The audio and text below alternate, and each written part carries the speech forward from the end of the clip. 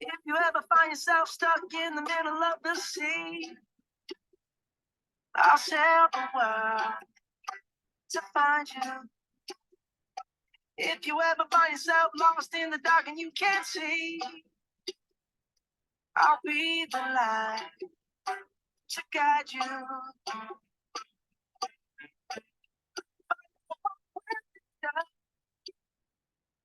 Good afternoon, and thank you for joining the Trust in Civil Society, Headwinds and Opportunities for American Nonprofits and Foundations webinar.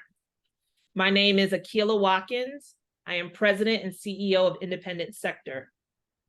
Independent Sector is the only national membership organization that brings together a diverse community of nonprofits, foundations, and corporations working to strengthen civil society and ensure all people in the United States thrive. On behalf of Independent Sector, I would like to extend a warm welcome to our members and guests. Before we begin, I ask that you join me in a moment of reflection to respectfully acknowledge all of the Native American and Indigenous peoples who lived on the lands that we occupy today. Independent Sector is based in Washington, D.C., the ancestral home of the Nacotchtank, Anacostan, and Piscataway people, who are still in the area and are working to reclaim their land and traditional practices. We honor with gratitude the land itself and the Nacotchtank and Piscataway tribes. I also want to acknowledge that many of the buildings and places we inhabit in Washington were built by the labor of enslaved people. Thank you.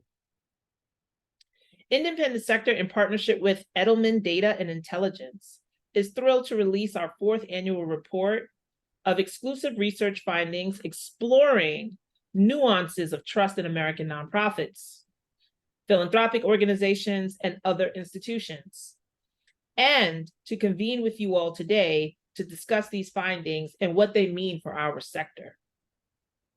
Public trust is the currency of the nonprofit sector. The public's belief that nonprofits will do the right thing is one of the central reasons the sector exists. In today's highly polarized environment, understanding and managing trust has never been more important for organizations to own their license to operate, lead, and succeed.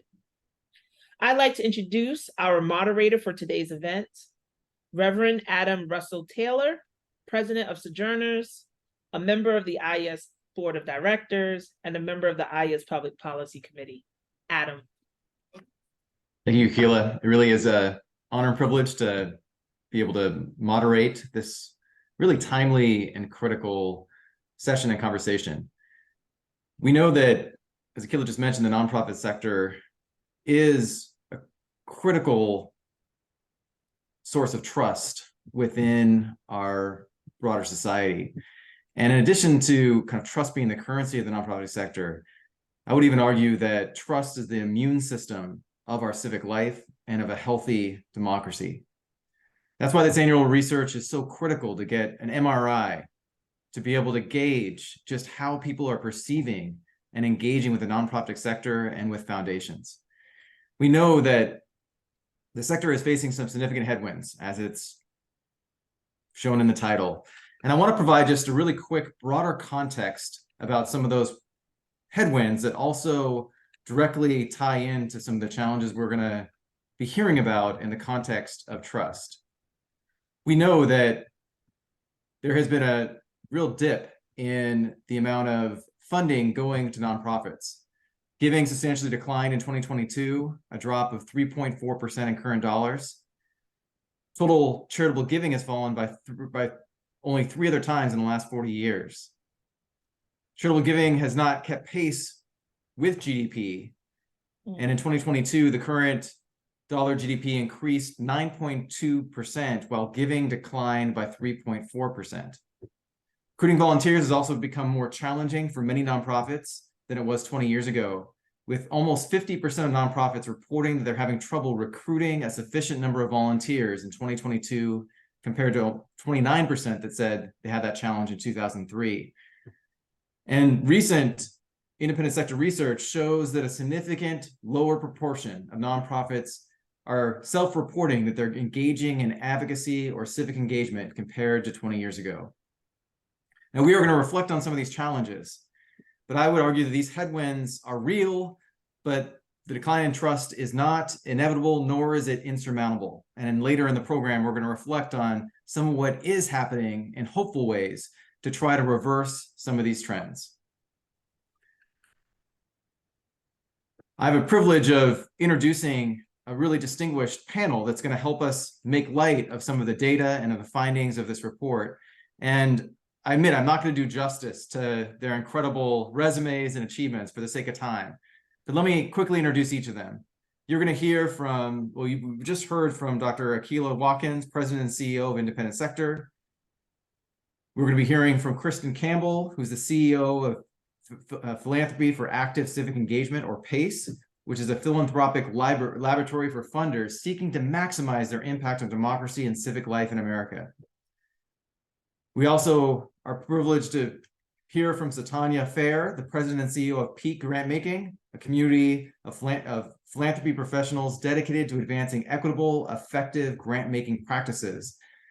And we're excited to be hearing from Victor Tolomeo, the Research Director at Edelman Data and Intelligence, a global research, analytics, performance, and data consultancy that has partnered with Independent Sector to deliver this research. So I want to thank all the panelists for being with us today. And before we dive in, just a couple of housekeeping notes. This webinar is being recorded and closed captioning has been enabled. The program is basically going to be divided in three sections. One, an overview of the findings, then a panel discussion about those findings, and then we're anxious to get into some conversation through Q&A with all of you. I'll do my best to keep the program moving smoothly so that we can have ample time for Q&A. At any time during today's session, please share your thoughts and reactions in the chat. That function's been enabled. And you can also submit any questions using the Q&A function. And if your question isn't answered, we'll do our very best to address it in a follow-up email. So with that preview of upcoming attractions, I want to quickly turn it over to Victor to give us a summary of the findings of this public trust report. Thanks, Adam. And I just want to confirm that the slides are displaying for everybody. Great. So before we begin, I just want to cover briefly the methodology for this research and how it differed from what we've done over the past 4 years. So like we've done since 2020, we conducted a quantitative survey of 3,000 American adults. The survey was nationally representative by race, income, educational attainment, gender, age, region, and urbanicity. And then additionally, this year, we conducted some qualitative discussions, again, with American adults sourced nationwide in 2 online discussion board sessions to add some texture to the quantitative survey findings and get a little more light into some of what we're seeing this year. So throughout the presentation, I'll be referencing both of these.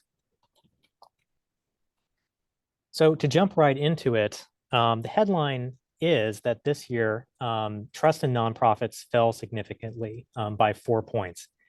You can see here that going back to 2020, we've seen small declines in trust for nonprofits every year, starting out at 59% in 2020, 59% trusting nonprofits. We're now down to 52%.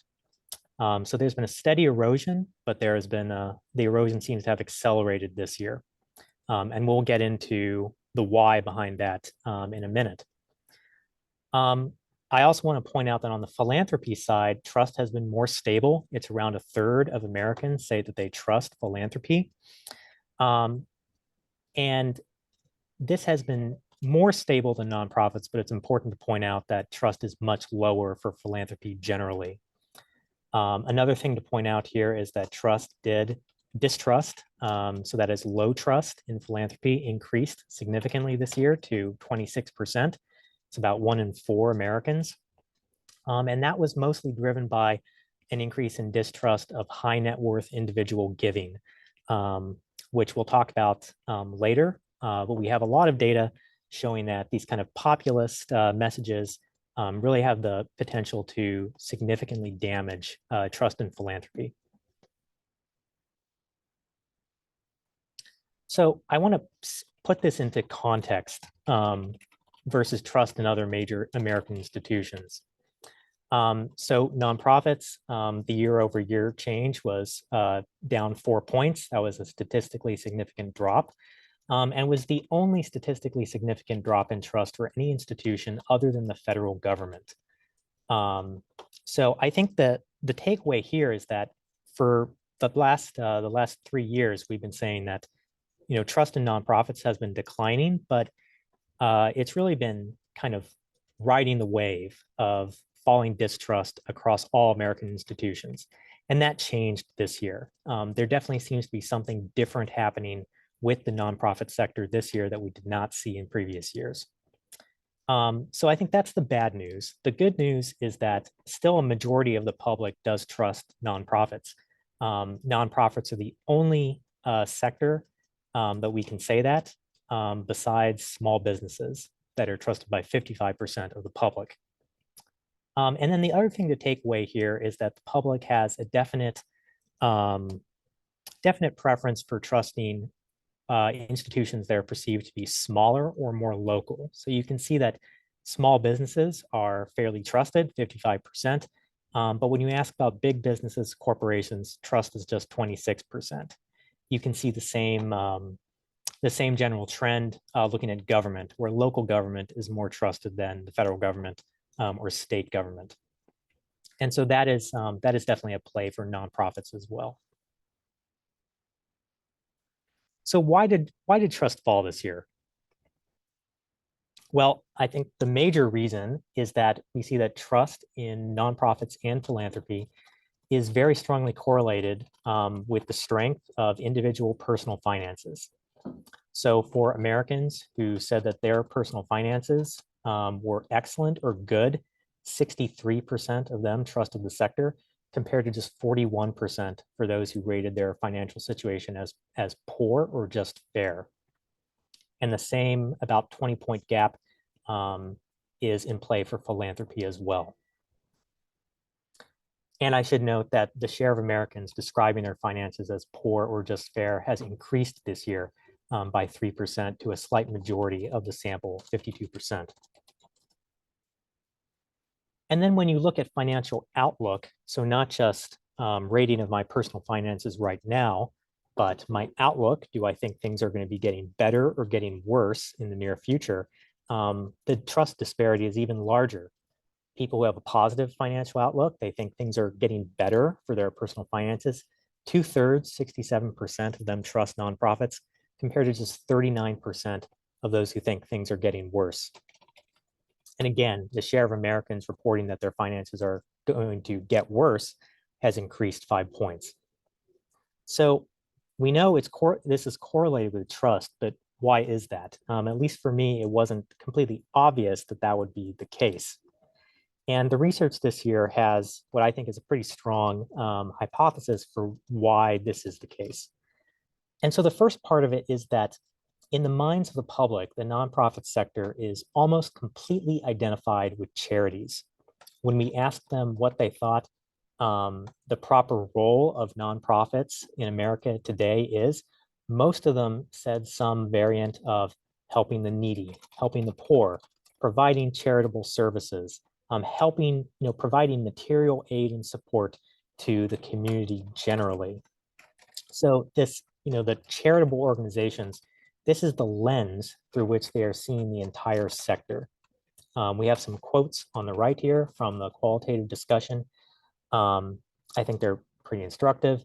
One person says, nonprofits should help the people in the community by providing food, clothing, housing, education, and information on how to better their situations. They should be a go-between for the people and the government.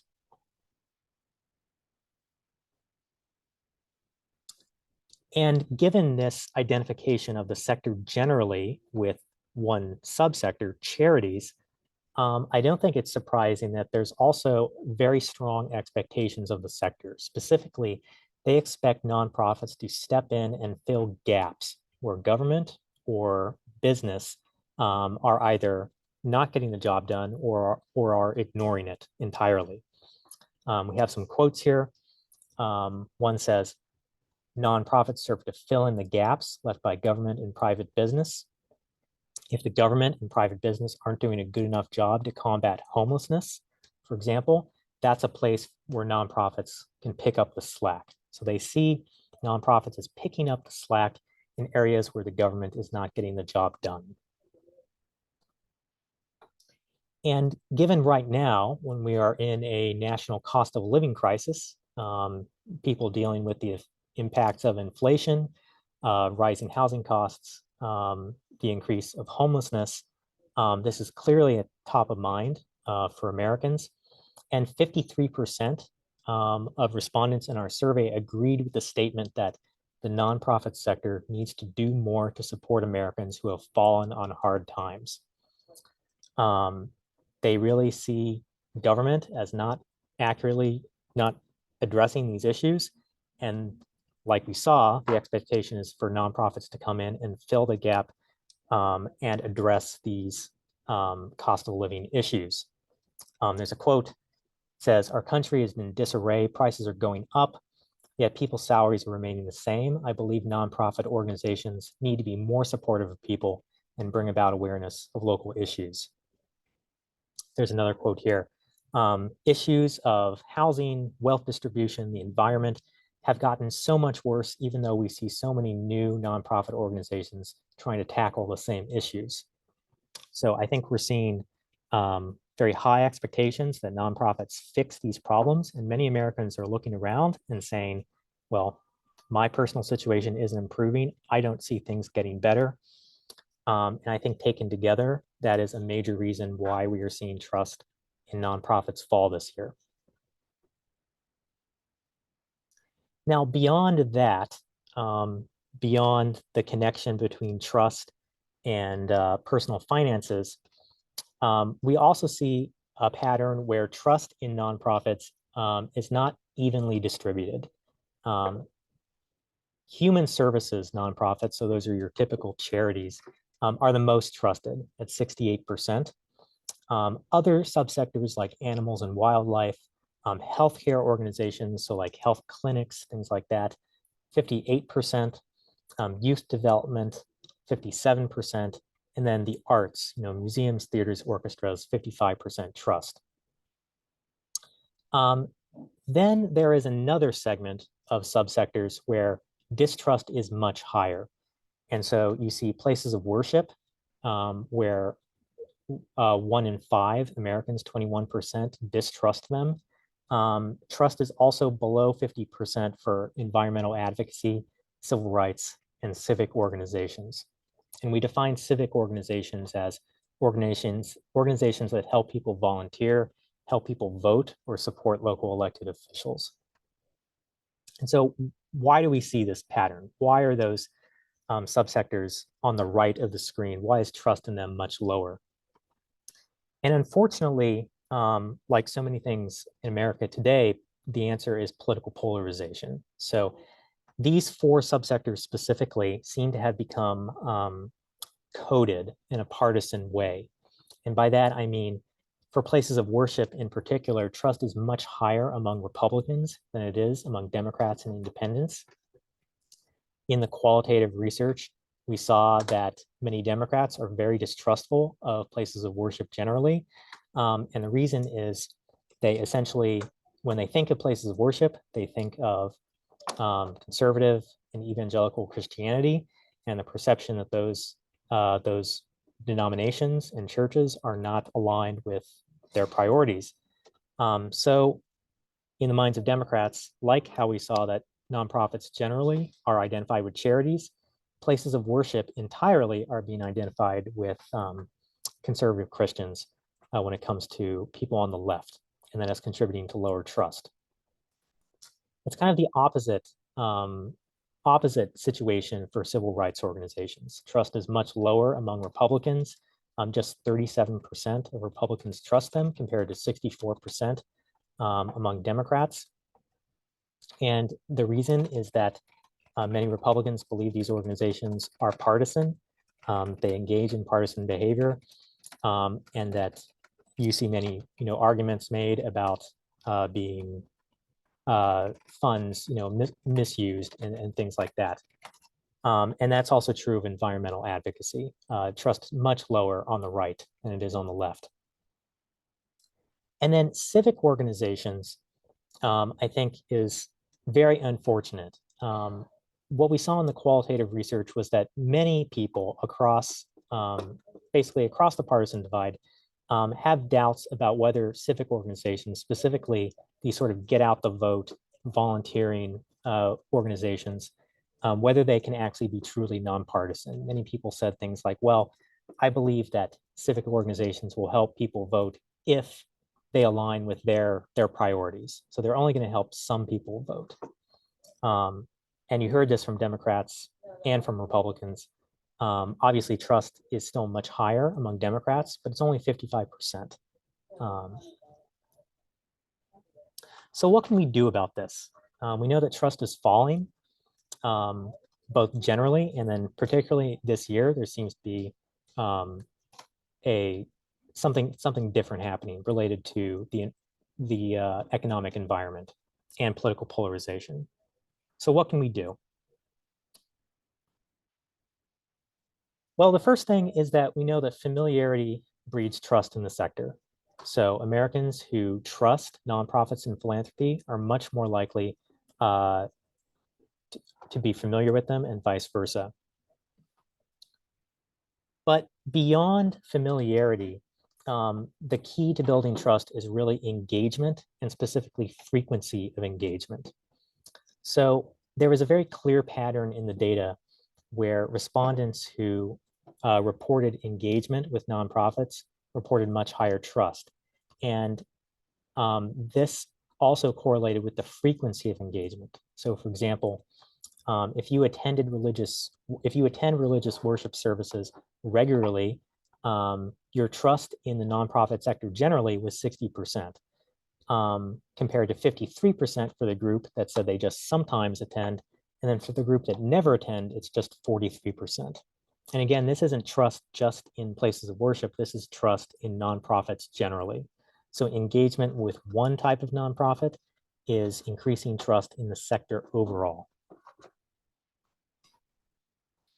And then finally, on the communication side, what can the sector do when it's communicating with the public, to put its best foot forward? So what we did was we tested a variety of messages about nonprofits, about the sector, how the sector operates, and we wanted to understand which of these messages was most powerful in increasing trust amongst the public. And so you can see that the top two messages that are at the top of the screen in both columns, you have this statement that a wide range of charities work together to meet the needs of everyone in your community, regardless of age, education, or income.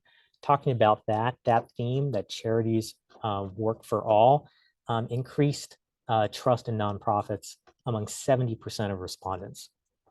And then similarly, talking about just the work that nonprofits do, how they work to ensure your friends, your family, your neighbors can access healthcare, receive quality education, play safely, worship, give back to the community through youth programs. Talking about that, increased trust among 68% of respondents.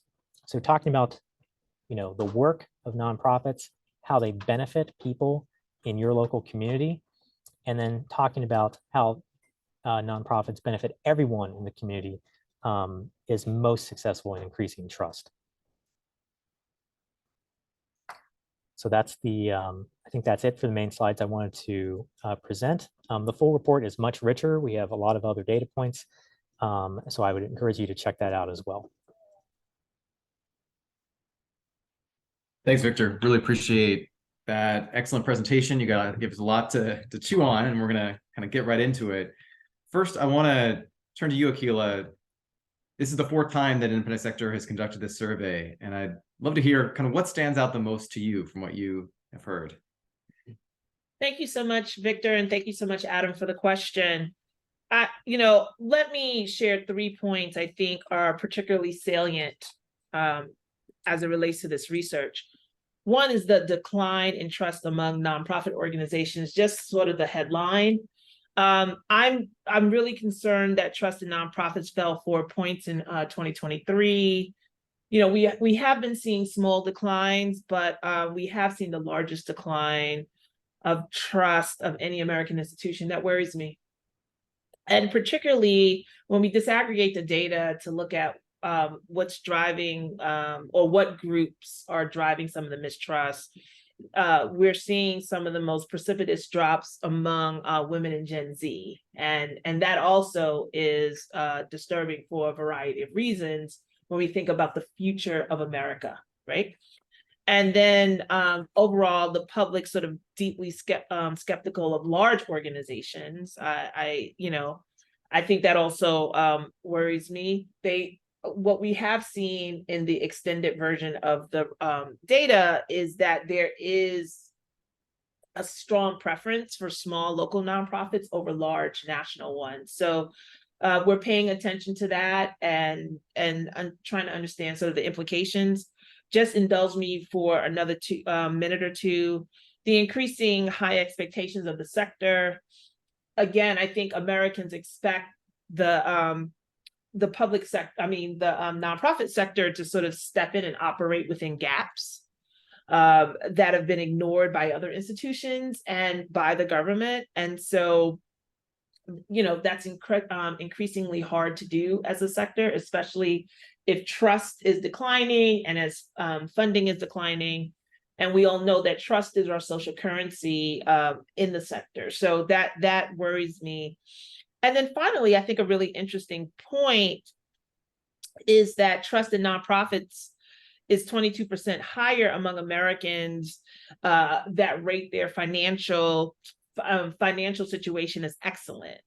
Again, I think that's something we should pay attention to, considering the growing economic disparity in this country and how a lot of nonprofits serve low-income and working class Americans, and the fact that trust is declining among that population, I think is something we should pay attention to.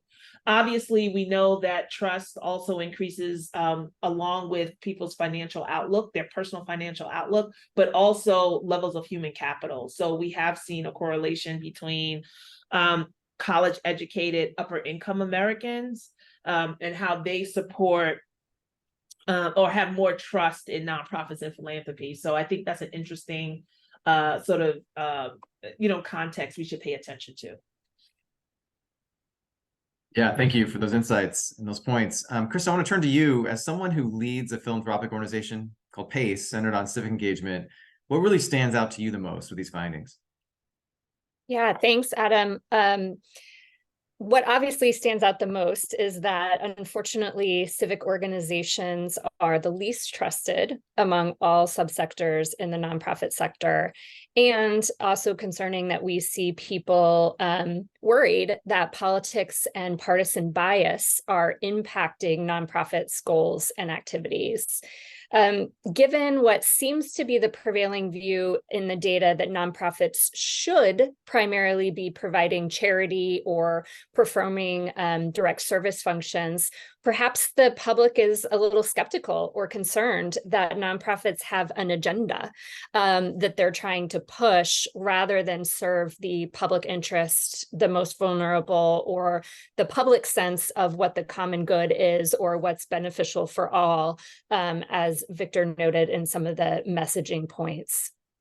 One hypothesis that this leads me to is that maybe too many people perceive civic as being the same as political. And it could be easy to write that off as their own bias or assumptions causing that conflation. But I think we all have to be, all of us that are in civic organizations have to be honest with ourselves about when political beliefs or partisan motivators might actually be at play, whether that's something that's happening consciously or not. So I think that puts the onus on civic nonprofits to make sure that their missions and purpose are more clear, their goals are more transparent, and to be ensuring that they are representing the views and interests of their communities. I'll also say that civic is a word that is often associated with democracy. Lots of democracy, but democracy is larger than politics. And so I think that's also invites us all to recognize and invest in civil society as a core component of democracy. If we are really trying to remember that democracy is about self-governance, which includes community problem solving. That's kind of the core purpose of civil society. And given that the data show us that trust increases with engagement and frequency of engagement with nonprofits, I think it invites us all to be thinking about how to integrate civic engagement and service from the public as core to the operation of our nonprofits. Not a nice thing that we think about, but something that's really necessary to our strategies and the way that we function. And finally, the last thing that stands out to me that I feel is worth mentioning is that it appears that people are looking to the nonprofit sector to address problems that aren't being addressed elsewhere, but not necessarily to solve them. And as Victor mentioned, the data show us that many people believe that problems are getting worse. They're actually seeing things get worse while nonprofit support is increasing. And so this raises some larger questions for me about how a curiosity about how the public thinks that systemic problems get solved and whose responsibility it is to solve them. But in any case, those of us in this sector, we should be doing more to show and to prove that civil society can and does solve problems, that it delivers for people in ways that have tangible impacts on their lives and well-being. This is clearly important for generating trust in philanthropy and in the nonprofit sector, but it's also important for democracy because it's a bulwark against authoritarianism. When people see civil society working for them and those around them, they're less likely to support authoritarian leadership tendencies and strongman leaders who will say things like, only I alone can fix this. That it's easier to stand up to that and refute that when people see civil society working. And so I think we all have an opportunity to not only demonstrate that that's happening, but to prove and earn the trust of people that that's happening by showing them that it delivers every day. Thanks, Kristen. Really, really good points. And might want to be able to come back to the conflation between civics and politics and even partisanship. I think that was a really important point. So Tanya, Peak's grant making emphasizes operationalizing equity-centered, values-driven grant-making practices. So really curious, kind of through the lens of your work, how do you interpret these findings? So thank you so much. And I want to plus one to what Akila said, and especially what Kristen just shared with us. The increase, I've chosen philanthropy as the field I work in. So of course, it really strikes me as very a personal hit when I see a sector being kind of the erosion of trust in a sector that is often strangely tasked with filling in for where government and policies have harmed and fallen down. And so the biggest thing that sits with me are a few. One is this just general slide of distrust in philanthropy, which in some ways I will say I correlate with the lack of understanding of philanthropic institutions. Even in preparation for this session, like there are multiple different types of philanthropic entities that we often look to, and Peak is working across all of them. And we see families and corporations and private foundations really trying to bring their all to these problems, and to be in this position with them side by side as a partner and then read this report, it really strikes me as very the polar opposite of what I get to feel and witness every day in the sector. And also this conflating of what is happening in society with like this real just distrust of wealth, people who have earned, people who take their excess wealth and try to move it out for other purposes. That populist message kind of coming in and damaging this notion of philanthropy is interesting. With regard to the very specific findings, I found myself really focusing in on the slide that happened in certain groups, Asian and Hispanic people in particular. That strikes me as interesting. And Akila pointed out women in Gen Z. It's like, whoa, we're going to have to come back and have way more than this webinar to dig into these findings, because we, especially those of us who work for nonprofits that are really hoping that we strengthen foundations and philanthropic entities on the other side of interaction, those are concerning, and we have to pay attention to that. But I also will just say that it seems to the fact that people who are in the position where a nonprofit might need to help them, those who gauge themselves as either at the kind of fair or poor perspective of like means, that is really, really interesting to come to an organization in need or be given some support, but then be not trusting that they will deliver. I think these expectations that people have of foundations do not align with the fact that the vast majority, almost 80% of nonprofits who do direct service have budgets of less than $500,000. And so again, it goes back to funding, trust, but also the expectations are not in alignment with where nonprofits are to be able to even provide that gap support. So those are some of the things that stuck out for me. Thank you for those, and certainly the importance of kind of redefining or increasing understanding the philanthropic sector, I think, is something we might want to come back to. Victor, you've been immersed in this research, maybe too immersed at times, who knows? But I really want to give you another chance to kind of help us to see what we might be missing or what hasn't been covered yet from the findings.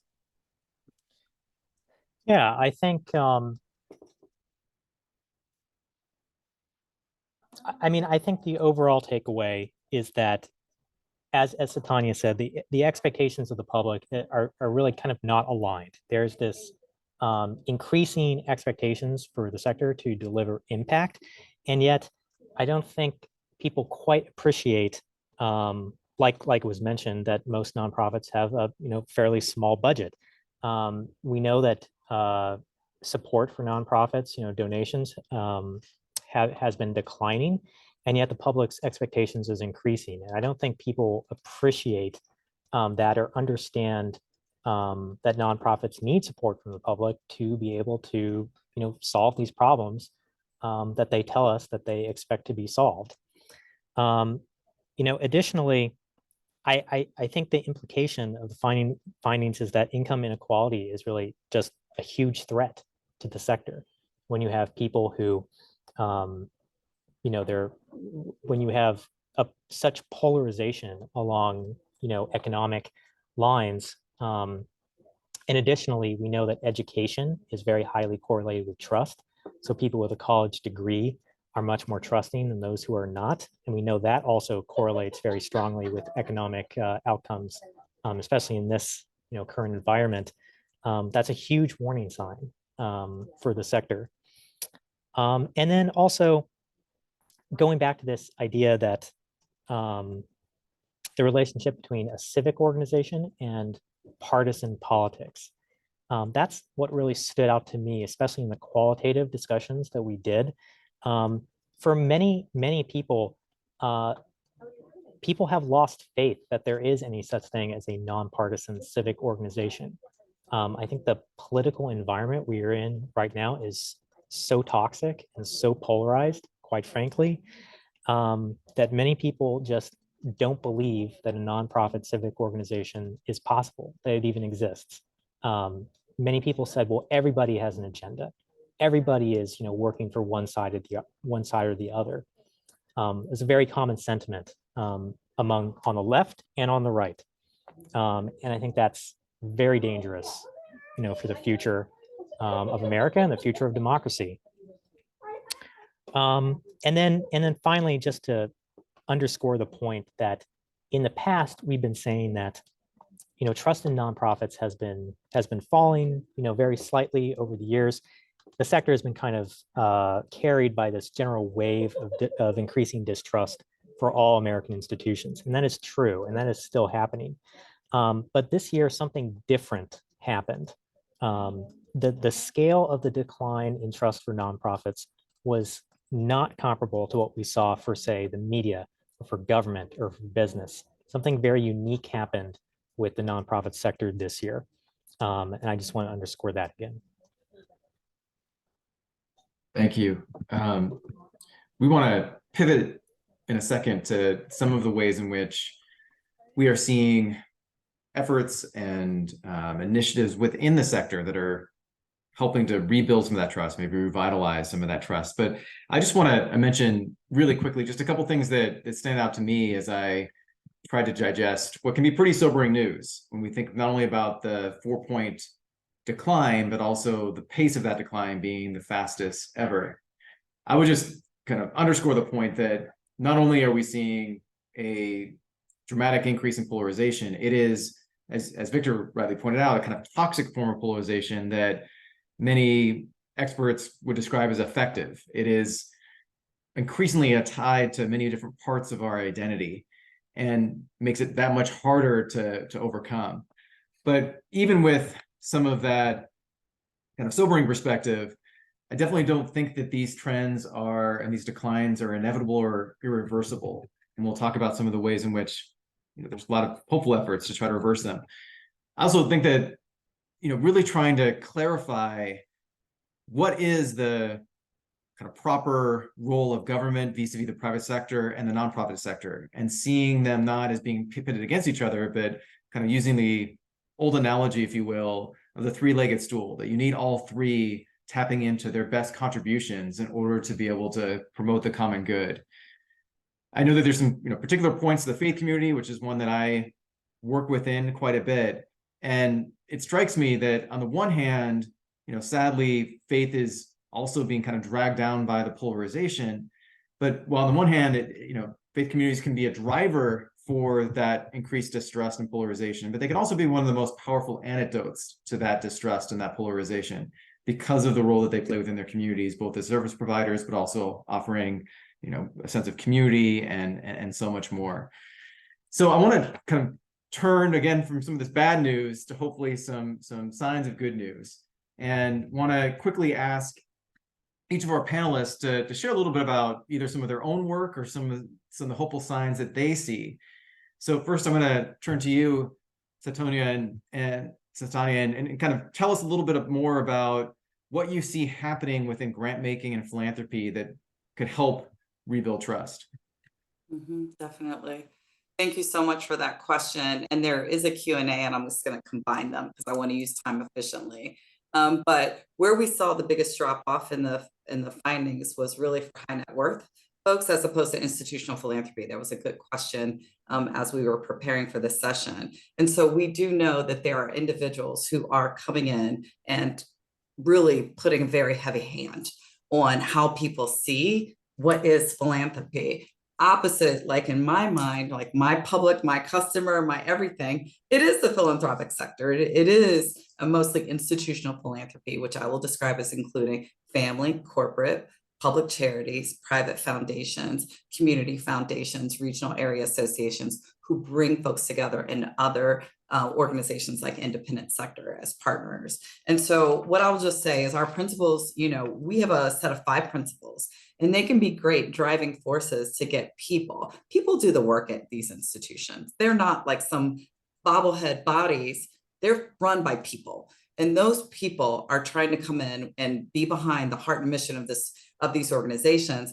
We found and heard organizations reporting back that our principles have really helped them distill the sets of questions they need to ask themselves to think about how to reduce burden on nonprofits. Because back to the point that Victor's raising and that I raised earlier, we have to think about all that nonprofits go through to try to get even the funding they get to do the work. And it has been very burdensome and laborious. And so Peak is really trying to use our principles as a mechanism to say, hello, funder, we are glad to be in community with you. What are your sticky areas? And they describe them. And we do use the principles to try to help them think about, are you operating in a way that aligns your values with the way you practice, that tries to get rid of power gaps and disparities?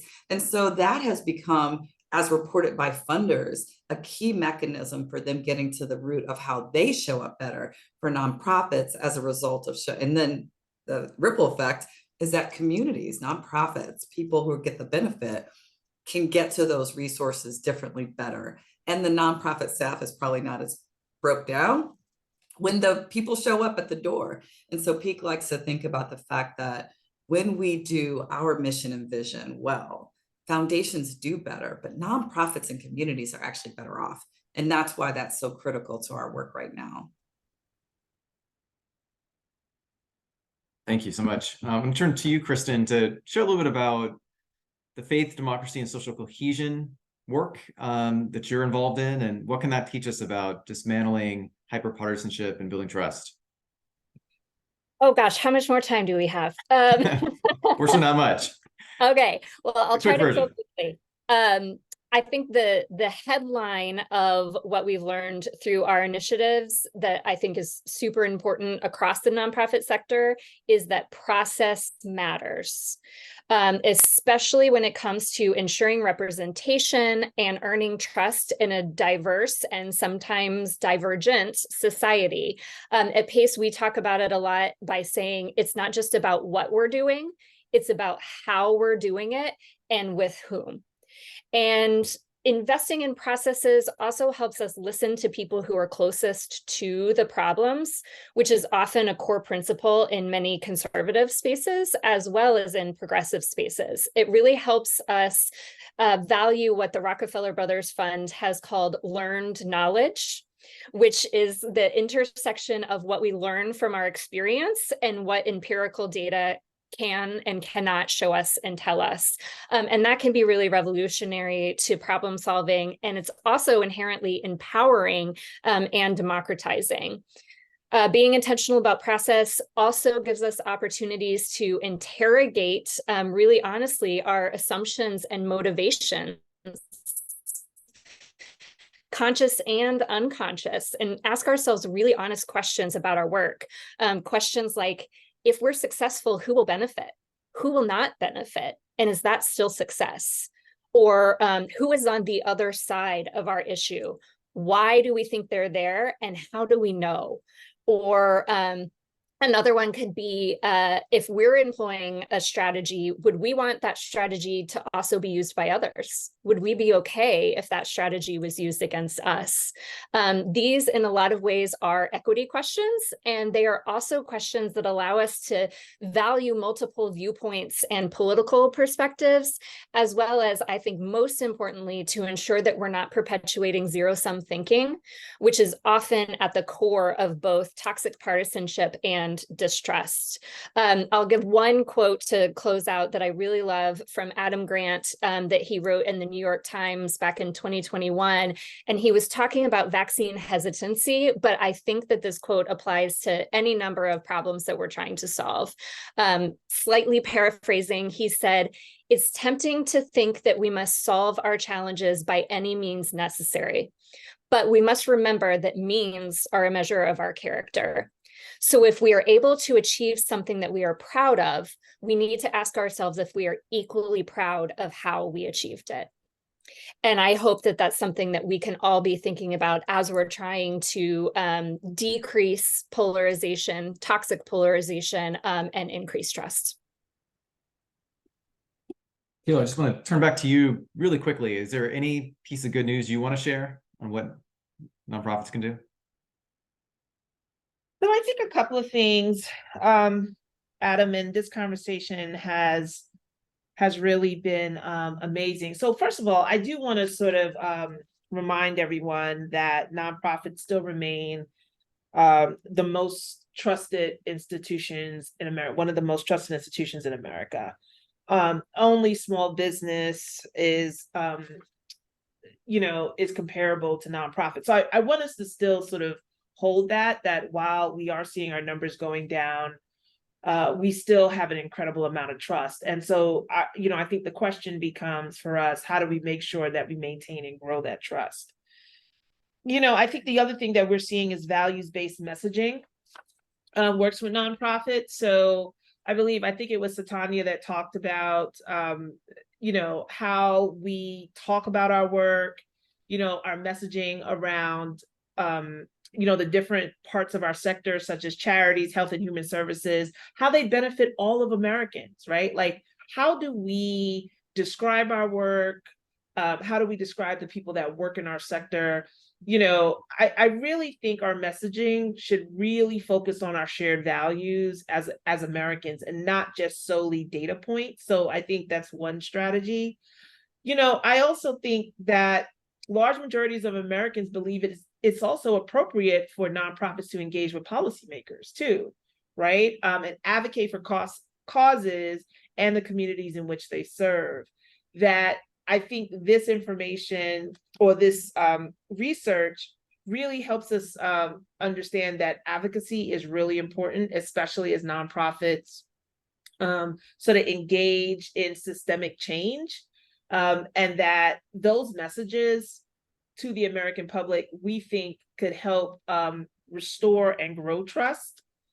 And, you know, trust in the sector is deeply tied to good governance policies and transparency of operations. So, you know, at the very core, we as a sector, we have to be able to demonstrate our impact, talk about our outcomes, you know, and really talk about our outcomes in ways that our Americans care about, right? So, you know, the way we as a sector sometimes talk to each other or talk with funders sometimes does not, a lot of times does not resonate with our families, with our communities. And I think we have to start talking directly to Americans about the deep value in which we bring to society. Thank you so much for that. I want to remind everyone that you can post your questions using the Q&A function. So we are going to turn to questions. I'll give you just less than a minute to think of your questions. I just wanted to share two quick points. One, many of you probably know the famous quote by Tip O'Neill that all politics are local. And I think that in the context of rebuilding trust, so much of it is very localized. That's where I think we have to make even greater progress and not get so tied into or dragged down by the national polarization that we're seeing all around us. Second quick point, and this is really just an example, how we frame particularly some of the civic work that nonprofits engage in, I think is really crucial. And I'll give you one concrete example. Sojourners co-leads a campaign called Face United to Save Democracy. And it is, you know, focused on trying to ensure everyone is able to exercise what we consider to be the sacred right to vote.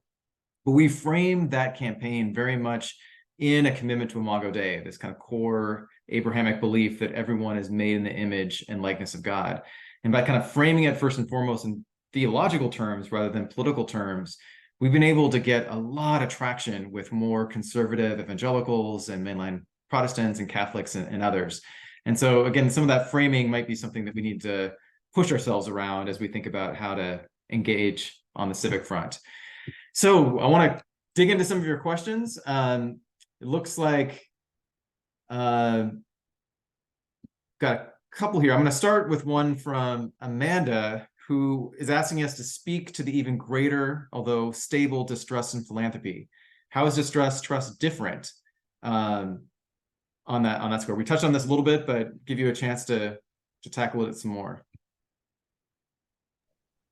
Sure, I can talk about that. Okay. So basically what we're seeing is that, so we asked about three types of philanthropy: corporate foundations, private foundations, and then high net worth individual giving. And what we're seeing is that trust in corporate foundations and private foundations has been fairly stable. And what has changed is that distrust of high net worth individual givers has been increasing. We also tested, like we tested messaging about the benefits of nonprofits, and we saw what resonated. We also tested some messaging about philanthropy, and messages from opponents of philanthropy that took kind of a populist framing of things, saying that these are out of touch elites who are not benefiting our communities. Messaging like that really damaged trust in the sector. It was over half of respondents who are exposed to messages like that said it decreased their trust. So given the economic environment we are in and the increase in populism, I don't think it's a surprise that distrust in high net worth givers would be dropping. And I'll also say that what we've seen, especially in past years of research, is that philanthropy is very closely tied with views of these high net worth givers. So when people think of philanthropy, they're thinking of individual givers first and foremost. So Tanya, do you want to weigh in on this question? I do a bit because I think statistically, when we talk to nonprofit leaders, and I'm in Baltimore, I'm on Piscataway land right here. And so when we do talk to folks and we ask them, where are you getting your dollars beyond individual donations? It is often community foundations, corporate sponsorships, and family foundations that are locally situated with the organization. And so let's think about that. Are we grappling with the fact that there's been a real kind of generation of like kind of anti-wealth sentiment in this country? So I'm a family foundation. We've started a successful business in Baltimore. It's made more money than we can spend, and we're trying to do our best. So we start a family foundation. So we're still running the business. We are high net worth individuals, but we are moving money out into society as quickly and as fast as we can to try to help the local organizations around that are mission aligned with us. It's so interesting that there's a dichotomy that's being created, and I think it's showing up in this report, which is that nonprofits are relying on that, but people distrust the people who've generated the wealth to make those initial grants. Most nonprofits never even get an institutional grant, like from private foundations. So many of them, that's not their relationship. They're not getting $50,000 grants from the Ford Foundation or Hewlett Foundation. They're getting local, small.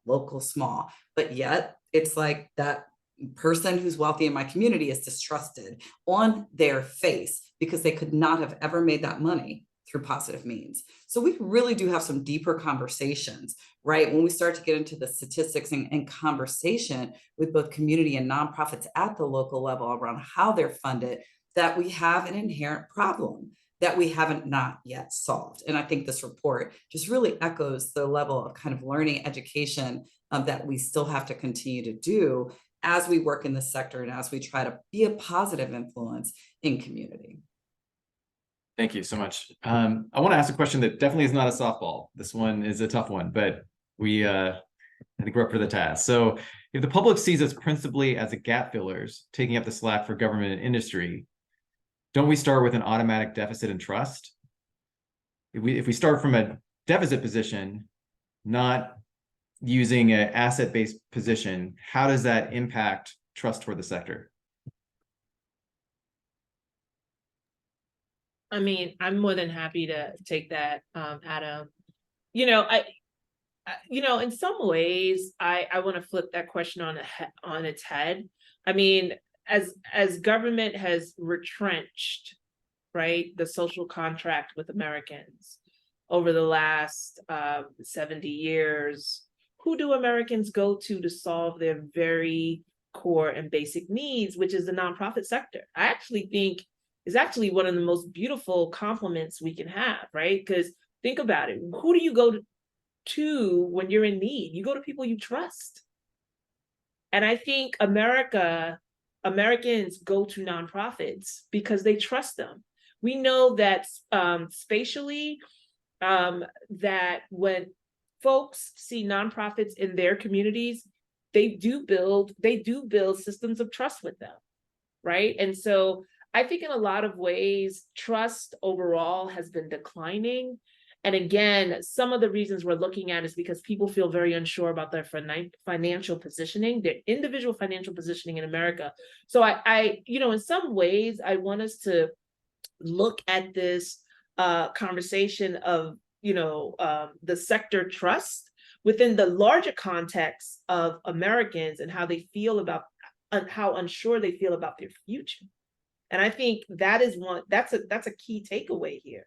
But I think the nonprofit sector is still very strong, it's still very viable, it steps in. And I think the other thing that we need to really focus on is that we have a deep commitment to the social contract with Americans in this country. How do we make sure that we get the necessary resources we need to fulfill that commitment with Americans? Yeah, thank you, Akila. I love that point about the social contract. I'm gonna just give Kristen, Satanya, Victor, if you just have one more thought real quick you want to share before I turn it back to Akila to close us out. Closing thought? The one thing that I'll say it goes back to the all politics is local, which might be true, but all political media is national for the most part. And so to the degree that we've nationalized a lot of our problems, I think making sure that we have the information flow and the news and journalism ecosystems on the local level, I think would do a lot to help with trust, because people will see things closest to them rather than things that are far away, which is easier to vilify and easier to say like, well, there's nothing I can do about that. So it can be really disempowering as well. Yeah, thanks for that. I'm happy that nonprofit popularity is still 100 times higher than government. So I'm going to take the win that the majority of people still trust in us. And as a nonprofit leader, like we are nonpartisan. Like all I'm trying to do is try to figure out every way that philanthropy can practice differently to help nonprofits better, and nonprofits help community. That's all I do every day. And so I will just say that I have a very strong desire to have us just separate what I do as a nonprofit from politics, because really, if this person comes and they need some support, that's what I got to do. When I was a direct service provider, my job was to do the thing that the folks needed. And I really wasn't thinking about the political environment in the background. I was looking at my client and I was trying to see how I could get to help them as quickly as possible. That is still what most nonprofits do every day. So I just, I still have a lot of hope in the sector, nonprofits, and in the public for that matter, because we are the public. Thank you so much. That's what we call testimony in my tradition. So appreciate that. Victor, anything you want to add real quick? Yeah, I'll just add to the question that was most recently posed about, yeah, well, if it's gap filler, are you, starting out at a deficit? And I'll just point out that trust for charities, so human services nonprofits, was 68%. It was the highest of any subsector. Very, very strong. So no, I don't think it necessarily means you start out at a deficit. Appreciate that. And Akila, bring us home. Thank you so much, Adam, for your wonderful facilitation. Independent sector would like to extend a sincere thank you to today's speakers, Kristen Campbell, Satanya Fair, Reverend Adam Russell Taylor, and Victor Talamio. I encourage you to access the full Trust in Civil Society research report to dig deeper into these findings. The report is linked in the chat and available on Independent Sector's website. I want to also remind everyone that Independent Sector will be holding our annual conference, Upswell, November 15th through the 17th in Dallas, Fort Worth, Texas. Upswell brings together change makers from across the country to explore what it will take to build a healthy and racially just nation by sharing innovative approaches we are using to make progress in addressing challenges in the community. We encourage you all to join us and continue this conversation. Learn more and register at upswell.org. Again, thank you all for joining us today. Please use the last few minutes to fill out the post-event survey using the link in the chat.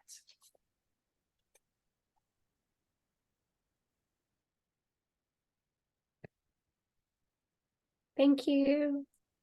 Thanks, y'all. This is wonderful. Thank you so much. Be safe, everyone.